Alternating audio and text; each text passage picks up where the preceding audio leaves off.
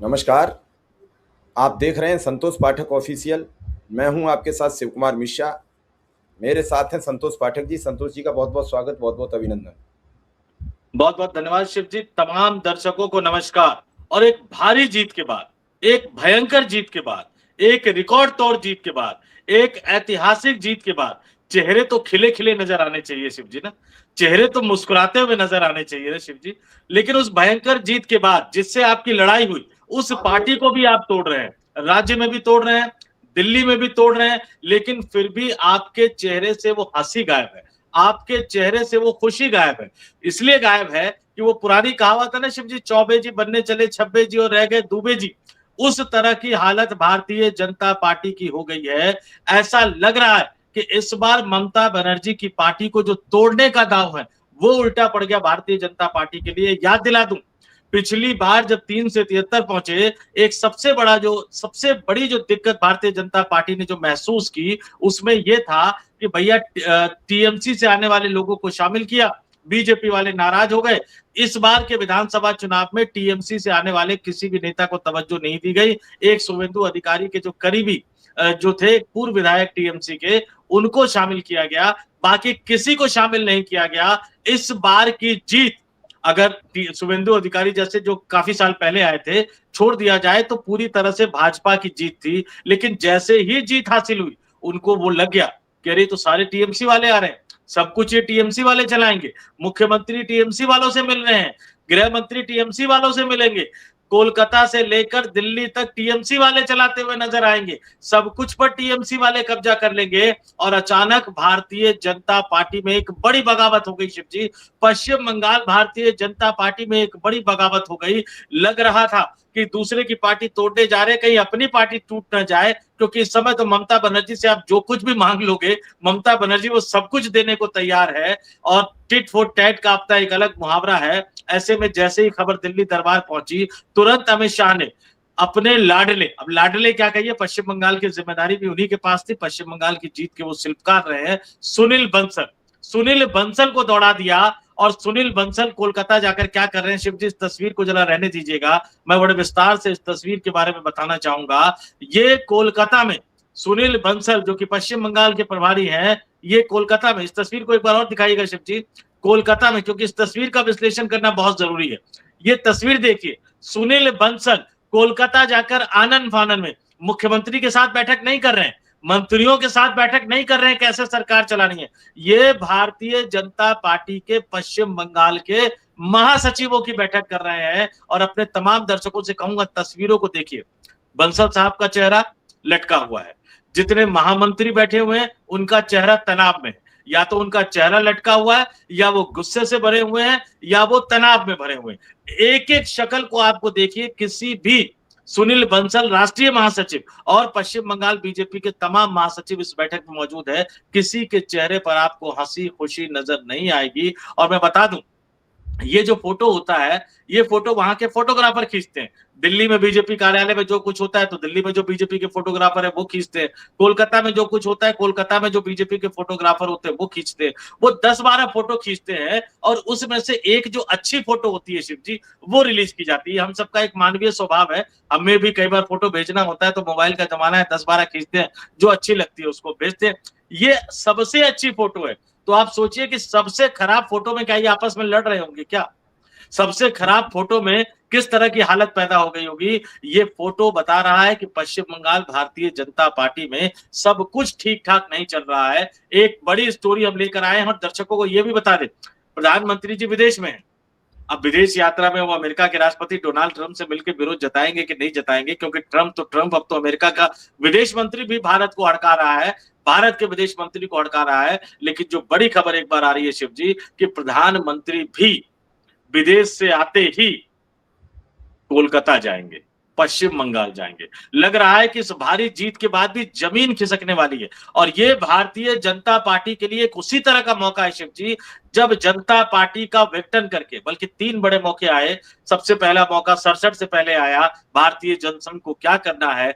दूसरा मौका 80 में आया, जब भारतीय जनता पार्टी का गठन हुआ कि हमें नीति कौन सी बनानी है। और तीसरा मौका आया जब अटल बिहारी वाजपेयी को धक्का देकर लाल कृष्ण आडवाणी आए, और जो 1980 में पार्टी गठित करते समय जो कहा था उसको 360 डिग्री बदल के हिंदू मुसलमान और राम मंदिर पर आ गए। राम मंदिर का सच हम और आप सभी जानते हैं। एक एसआईटी का गठन कर दिया गया है। विनय कटियार ने कहा सब चोर है, सबको सजा मिलनी चाहिए। राम मंदिर आंदोलन से जुड़े रहे बजरंग दल के मुखिया। लेकिन अब बीजेपी के सामने एक ऐसा बड़ा संकट है, ऐसा लग रहा है कि बीजेपी दो फाड़ होने जा रही है।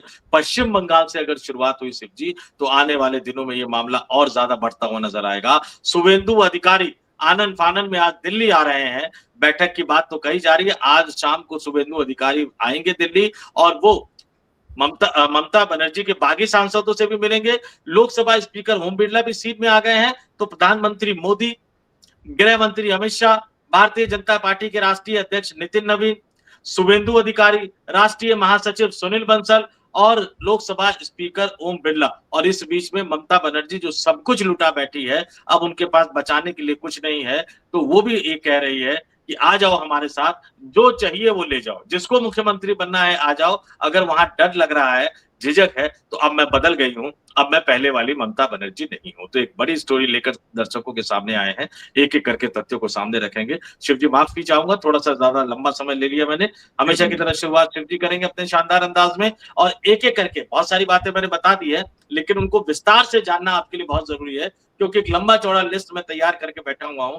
क्या क्या हुआ पश्चिम बंगाल भारतीय जनता पार्टी में विधानसभा चुनाव के नतीजे आने के बाद। जी शिव जी। असल में सबसे बड़ी समस्या यह है कि भारतीय जनता पार्टी की 2014 से जो गति थी वो धीरे धीरे निर्बाध बढ़ती रही।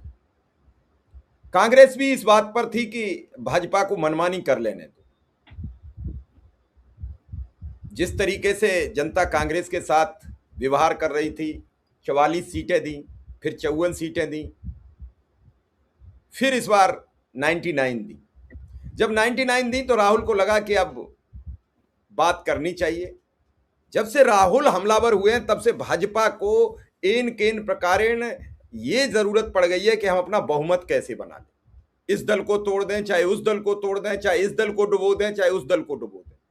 राहुल जो गारंटी से कह रहे हैं कि 1 साल में मोदी सरकार गिर जाएगी, उस कहने के बाद बीजेपी में हड़कंप मचा हुआ है कि कैसे गिर जाएगी। जैसे कोई तगड़ा पहलवान हो और कोई सीकिया पहलवान हो, मतलब उसके सामने बच्चा हो, और वो चिल्लाने लगे कि हम तुमसे कुश्ती भिड़ेंगे और तुम्हें गिरा लेंगे। तो कभी कभी जो दारा सिंह होते हैं, जो बड़े धुरंधर पहलवान होते हैं, वो गिर भी जाते हैं। और यही राहुल ने एक राग छेड़ दिया है। अब बीजेपी में हड़कंप मचा हुआ है। आप देखिए, जब से राहुल ने कहा है तब से उद्धव ठाकरे की शिवसेना टूट रही है, शरद पवार की एनसीपी टूट रही है, ममता बनर्जी की पार्टी टूट रही है, डीएमके एनडीए के साथ आ रही है। ये सब खबरें प्लांटेड करके मीडिया के द्वारा विकराल स्वरूप में दिखाई जा रही। कोई अब तक जुड़ा, किसी की टूटी। ममता बनर्जी की राज्य में तोड़ दी, क्योंकि राज्य में तोड़ना बड़ा आसान होता है, और तब टूट गई जब इकाएक ममता बनर्जी का भी हस्तक्षेप रहा होगा कि सबके घर अगर ईडी सीबीआई जाएगी तो कम से कम आधे तो, मतलब 2/3 तो सुरक्षित होगा। अब इनके घर ईडी सीबीआई किसी घर नहीं जाएगी, झंझट खत्म। कुछ ऐसे हैं बात वाले जो पार्टी नहीं छोड़ सकते या ममता बनर्जी के साथ नहीं छोड़ सकते, तो उन्होंने कहा तुम हमारे साथ बने रहो। आप देखिए किस तरीके से अभिषेक बनर्जी के घर पुलिस पहुंचती है, 5:30 बजे ताला तोड़ती है, ताला तोड़ के एंट्री करती है, 6 बजे के बाद निकलती है। कुछ मिलता नहीं है, उसके सबूत आ जाते हैं, उसको वो लिख के देते हैं हमें यहाँ कुछ नहीं मिला। क्या हो रहा है? इसके बावजूद भी इस देश की जनता ये कहती है कि इस देश में एक ही नेता है जिसका नाम नरेंद्र मोदी है। तो मैं नहीं मानता हूं कि नरेंद्र मोदी एक ही नेता है। मैं फिर दूंगा धन्यवाद प्रियंक खड़गे को कि नहीं, कम से कम लेकिन शिव जी वो ताला बाद में तोड़ती पहुंचती रात के 3 बजे है। ऐसी कौन सी इमरजेंसी है कि आधी रात के बाद 3 बजे पहुंचती है? एक छोटा सा करेक्शन मैं कर देता हूं। मैंने सीटों को लेकर 2021 वाले में भारतीय जनता पार्टी 3 से जो है वो 77 तक पहुंची थी, तो 74 सीटों की बढ़ोतरी हुई थी। ये छोटा सा करेक्शन कर देता हूं। और प्रियंक खड़गे, आपने जबरदस्त कहा है, कांग्रेस पार्टी में जो नस पकड़ी है मोदी साहब के जीत की, राहुल गांधी के बाद प्रियंक खड़गे है। जी मुझे 30 सेकंड।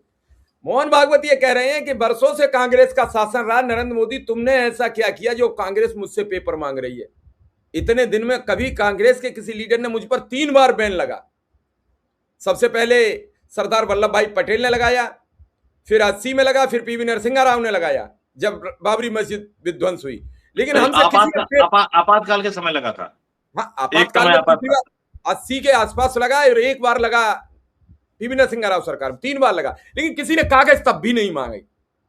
अब तो पहले कागज मांग रहे हैं। तुमने देश से कागज मांगे थे, हमसे कांग्रेस वाले कागज मांग रहे हैं। और अगर इनकी 7 राज्यों में समर्थित सरकार है, 7 राज्यों में कागज मांग लिए, तो तुम तो हमें जेल भिजवा के मानोगे। तुम्हें तो हम अपना समझ बैठे थे, तुम तो हम ही को काट खाने को दौड़ रहे हो, हमारे पेपर कलेक्ट करवा रहे हो और कुछ कह नहीं रहे हो। तो शाह अलग नाराज, ममता बनर्जी की पार्टी तोड़, ये हो क्या रहा है? इतनी घबराहट बेचैनी में हमने मोदी शाह कभी नहीं देखे। हालांकि उनके इधर के अंधभक्त कहते हैं बड़े ताकतवर हो गए हैं, बड़े ताकतवर हो गए। तो ये बड़ी गंभीर चुनौतियों में देश नहीं जूझ रहा है। गंभीर चुनौतियों से नरेंद्र मोदी जूझ रहे हैं, सत्ता जूझ रही है, सरकार जूझ रही है, बीजेपी जूझ रही है। और बीजेपी पूरी कांग्रेस युक्त है। जैसे ही कांग्रेस ने पलटी खाई, तो क्या आपको यह नहीं लगता है कि भाजपा टूट सकती है? भाजपा भी बड़ी दिलचस्प है, उसमें भी एक बड़ी दिलचस्प कहानी है शिव जी। अब ये देखिए, पश्चिम बंगाल में बम्पर जीत मिली, टीएमसी की जरूरत नहीं थी इनको, टीएमसी के विधायकों की जरूरत नहीं थी फिलहाल। अगर वो चलने देते तो चलता रहता, कहीं कोई दिक्कत नहीं थी। टीएमसी के विधायकों को तोड़ लिया। अब टीएमसी के जो विधायक टूटे, भाई ममता बनर्जी से अलग हुए तो क्या चाहिए? आपने कहा कि नहीं ईडी नहीं पहुंचेगी, सीबीआई नहीं पहुंचेगी, वो तो ठीक है, लेकिन अब वो भी सोच रहे हैं कि अलग होके हमें मिला क्या? भाई मंत्री तो बनाओगे नहीं, क्योंकि बीजेपी ने ठेंगा दिखा दिया, नहीं अलग रहना, बीजेपी में शामिल नहीं करेंगे, तृणमूल कांग्रेस पे अलग कब्जा करो। अब उसमें दिक्कत क्या है, जो उनके पास फीडबैक पहुंच रहे हैं, कई विधायक मुसलमान हैं और शुवेंदु अधिकारी जो पश्चिम बंगाल के मुख्यमंत्री, वो खुल्लम खुल्ला कह चुके कि मुझे हिंदुओं ने जिताया है। अब आप मुसलमान विधायकों को शामिल करके क्या करोगे? फिर दिल्ली में इनकी जो क्या बोलते हैं उसको, पता नहीं, उस तरह का शब्द मैं इस्तेमाल नहीं करना चाहता, हर कीमत पर 2/3 हासिल करना चाहते हैं। मेरे पास एक लिस्ट है, 28 में से 20 का नंबर तो पूरा कर लिया है शिव जी ने। अब इस 20 के नंबर में 3 मुस्लिम सांसद है, और वो तीनों मुस्लिम सांसद उन इलाके से आते हैं जहां 65 से 70% मुसलमान मतदाता है। अब देखिए एक बड़ी चीज क्या है, ये जो सांसद है, बीजेपी नियम ये कहता है कि अलग गुट बनाकर आप नहीं रह सकते, आपको भारतीय जनता पार्टी में शामिल होना होगा, ये नियम कहता है। अब जैसे ही उस विधायकों को तो बर्दाश्त कर लिया उन्होंने कि अलग बना दिया, टीएमसी पर कब्जा कर लिया, यहां समस्या ये आ रही है कि अगर अलग गुट, जैसा कि पहले लेटर लिखा गया, मैं फिर कह रहा हूं, इन्होंने मांग की अलग गुट, और मुझे लग रहा है कि शायद ये पार्टी बनाएंगे, लेकिन जैसे ही अलग गुट बनाने की बात हुई, पश्चिम बंगाल भारतीय जनता पार्टी में बवाल मच गया। क्यों बवाल मच गया? अब इनमें से कुछ को तो बीजेपी को टिकट देना पड़ेगा आने वाले चुनावों में शिव जी, सबको नहीं देंगे, मैं जानता हूं, कईयों को ठेंगा दिखा देंगे, अंगूठा दिखा देंगे, कुछ को देंगे। अब जिन कुछ को देंगे, 4-5 ऐसे नाम है जिस पर पश्चिम बंगाल भाजपा के उस इलाके के लोगों ने कहा कि इनके खिलाफ तो जीवन भर लड़ाई लड़ी, लाठियां खाई, गोलियां खाई, हमारे कई कार्यकर्ताओं में महिला कार्यकर्ताओं की इज्जत नहीं बची शिव जी। और अब आप हमसे कहोगे कि इनके लिए हम वोट मांगे, अब आप हमसे कहोगे इनके लिए चुनाव प्रचार करें। और अब एक दूसरी तकनीकी दिक्कत मैं आपको बता रहा हूं क्या आ रही है। दुर्गा पूजा का समय आने वाला है शिव जी। दुर्गा पूजा पश्चिम बंगाल के लिए बहुत महत्वपूर्ण है। यहां तक कि ममता बनर्जी पर आप तमाम तरह के आरोप लगा लीजिए कि वो मुसलमानों की हितैषी है, मुसलमानों के साथ है, लेकिन दुर्गा पूजा को वो भी बाकायदा जो सरकार की तरफ से दिया जाता है वो भी देती थी। और दुर्गा पूजा समितियों पर किसका कंट्रोल होगा, वो ये तय करता है कि पश्चिम बंगाल में किसकी सरकार बनेगी। अब पश्चिम बंगाल में जितनी दुर्गा पूजा समितियां हैं, उसमें से मोर देन 90% पर तृणमूल कांग्रेस के स्थानीय कार्यकर्ताओं का कब्जा है। ये लड़ाई पहले क्यों नहीं हुई? क्योंकि लेफ्ट से जैसे ही टीएमसी की सरकार आई, तो वो तमाम लोग टीएमसी की तरफ शिफ्ट हो गए और वो अपने अपने इलाकों में बने रहे। अब भारतीय जनता पार्टी ने कह दिया कि भाई विधायक हो, अलग गुट बना लो, असली टीएमसी बनाने का दावा करो, और जो स्थानीय स्तर पे कार्यकर्ता हैं उनको हम शामिल नहीं करेंगे। तो फिर इन विधायकों ने कहा, इन सांसदों ने कहा लेकिन हमारे लोग हैं, तो उन्होंने कहा ठीक है, आपके लोगों का हम संरक्षण करेंगे। अब 28 में से 20 सांसद आ गए, 2/3 विधायक आ गए, तो मान के चल लीजिए कि पश्चिम बंगाल के करीब 70 से 75% पूजा पंडाल या दुर्गा पूजा समितियां या इस तरह की अन्य समितियां हैं जिस पर टीएमसी के लोगों का कब्जा है, और टीएमसी तोड़कर आने वाले ये सांसद और विधायक कह रहे हैं कि ये मेरे आदमी हैं, इनको संरक्षण दो। तो जो भाजपा के कार्यकर्ता सोच रहे थे कि अभी दुर्गा पूजा समितियों पर हमारा कब्जा होगा, पश्चिम बंगाल की पुलिस हमारा साथ देगी, अब तो वो उनको सैल्यूट मारेगी। अच्छा, उनको ज्यादा सैल्यूट मारेगी क्योंकि उनसे पुराना लेन-देन का रिश्ता है। कई सारी चीजें होती है ना शिव जी, व्यवहार बना होता है पुराने लोगों से। तो पश्चिम बंगाल भाजपा में हो गया रिवोल्ट, पश्चिम बंगाल भाजपा में हो गई बगावत। लोकल लेवल से, गांव-गांव से बगावत शुरू हुई, मंडल तक बात पहुंचाई गई, जिला तक बात पहुंचाई गई, पश्चिम बंगाल के बीजेपी अध्यक्ष तक बात पहुंचाई गई। और इसलिए देख लीजिए, पश्चिम बंगाल बीजेपी अध्यक्ष इकलौते शायद ऐसे नेता है जो बार-बार ये कह रहे हैं कि हम टीएमसी से किसी को भारतीय जनता पार्टी में नहीं आने देंगे, क्योंकि संगठन के अंदर जो आग लगी हुई थी वो उनको समझ में आ रहा था। लेकिन इसके बावजूद ये चीजें बढ़ती गई और आज शुभेंदु अधिकारी शाम को 6 बजे दिल्ली आ रहे हैं। ये जो बागी सांसद है उनसे मुलाकात करेंगे। कल सुबह 11 बजे परेड होगी इन सांसदों की लोकसभा स्पीकर ओम बिरला साहब के पास, और तब असली चिट्ठी आएगी बैक डेट वाली। क्यों? क्योंकि अभी तक तो कुछ समझ ही नहीं आ रहा था इनको क्या लिखना है क्या नहीं लिखना। असली चिट्ठी आएगी जिसमें असली तृणमूल कांग्रेस होने का ये दावा करेंगे, अगर उन हस्ताक्षर वालों में से एक दो गायब नहीं हो गए या एक दो ने पलटी नहीं मार ली तो असली वाला वो दावा करेंगे। और उसके बाद पश्चिम बंगाल के ग्राउंड लेवल पर यही सांसद और विधायक अपने लोगों को बचाते हुए नजर आएंगे।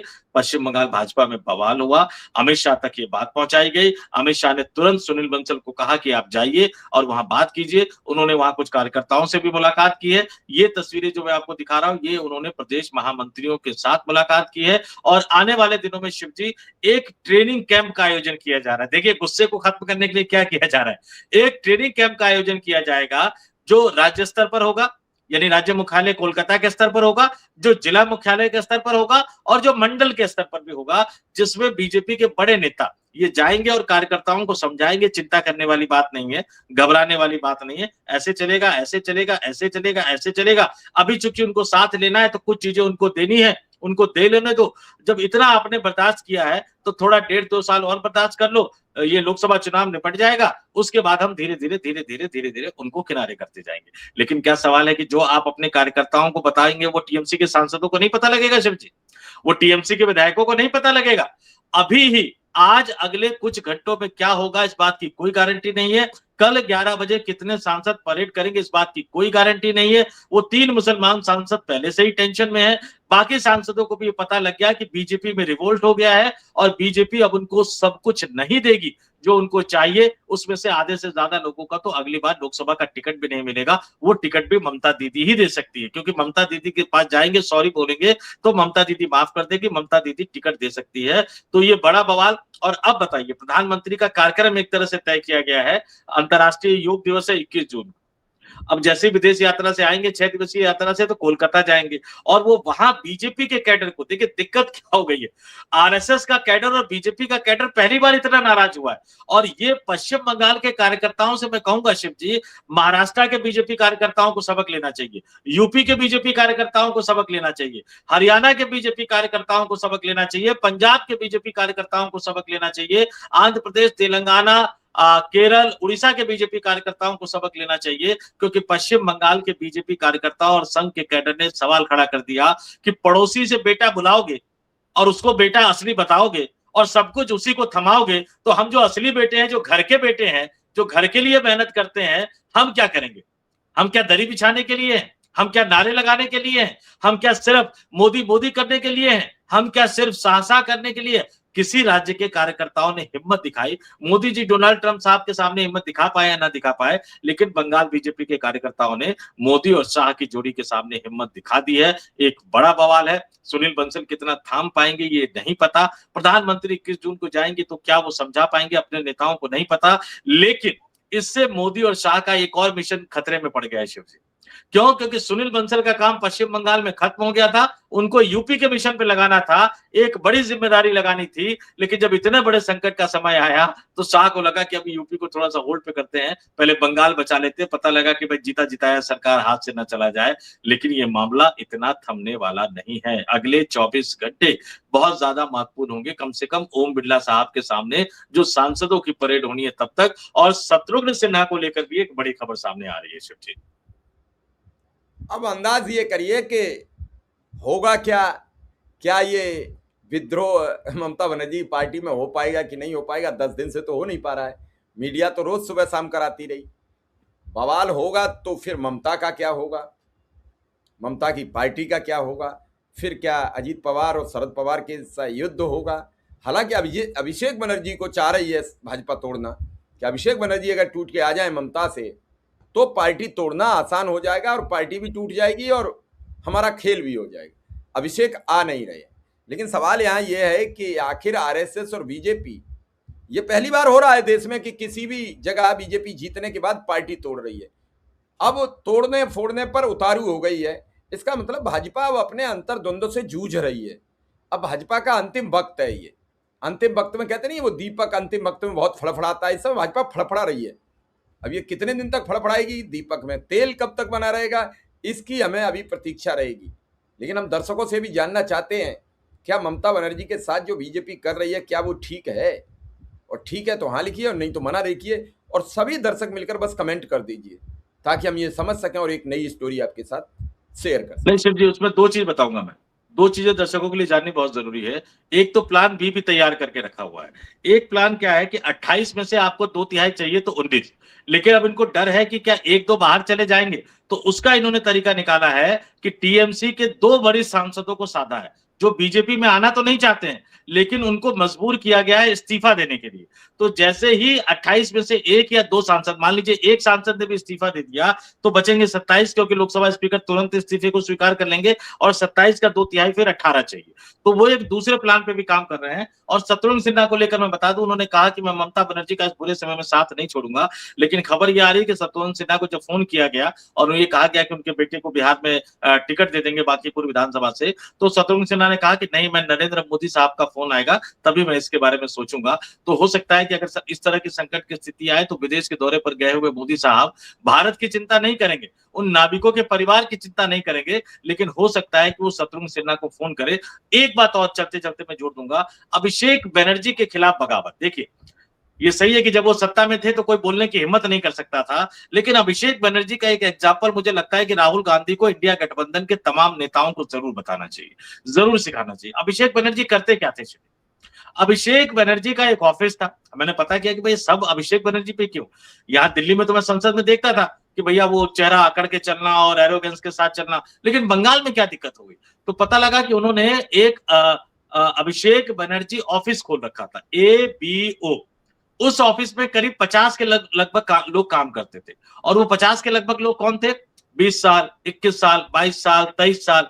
अब 20-21 साल, 22 साल का लड़का 60, 65, 70 साल या 40 साल से राजनीति कर रहे व्यक्ति को फोन करता था, उसके पीए को नहीं करता था, सीधे उस सांसद को करता था या उस मंत्री को करता था कि ऐसा है, आप उस इलाके में चले जाइए, आप वहां रैली कर लीजिएगा, आपको यहाँ पूजा हो रही है वहां जरूर जाइएगा, यहाँ सिर्फ 15 मिनट दीजिएगा, वहां आधे घंटे दीजिएगा। अच्छा, आप वहां क्यों जा रहे हैं? वो तो हमारे वाले नहीं है, उनके यहाँ मत जाइए, जन्मदिन की बधाई नहीं देनी है, उनके यहाँ किसी की डेथ हुई है तो मत जाइए। अब जब तक अभिषेक बनर्जी पावरफुल थे, अपमान का घूंट पीते रहे, लेकिन जब पावरफुल नहीं रहे तो फिर गड़बड़ हो गया। और ये अब अखिलेश यादव, तेजस्वी यादव, सबको सोचना चाहिए कि भैया ये एजेंसियों के भरोसे और ये युवा लोगों के भरोसे कब तक आप अपनी पार्टी को सहज पाओगे? वरिष्ठता का सम्मान करना भी जरूरी है और आपको काउंटर स्ट्रेटेजी भी तैयार करके रखनी पड़ेगी, क्योंकि मोदी शाह की बीजेपी से आपको लड़ना है। अगले 24 घंटे में क्या होता है देखते हैं। तमाम दर्शकों से कहेंगे कमेंट करके हमें जरूर बताइए। जय शिव जी। चलिए अभी तो फिलहाल इस खबर को यही विराम देंगे। आपने जो जानकारी दी है उसे दर्शक समझें और उस पर विचार करें और हमें कमेंट बॉक्स में जरूर लिख दीजिए। आपका बहुत बहुत आभार, बहुत बहुत धन्यवाद। नमस्कार।